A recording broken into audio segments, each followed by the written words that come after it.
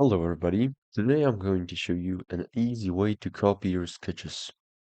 So, firstly, click on the sketch, select the sketch, click Ctrl C, Ctrl V, and click off.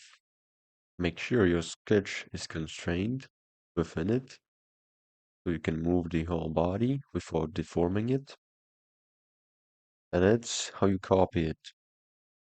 If you want to array this, you can click on it. Pardon. You can select it. Click on this Move Array Transform. Here you can select copies, let's say 2. And now, if you click on a point,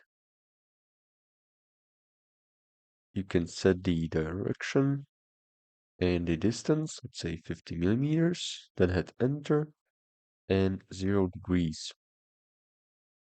Now you got 2 more copies. That's all. Thank you for watching. Make sure to like and subscribe, and feel free to support me in the description.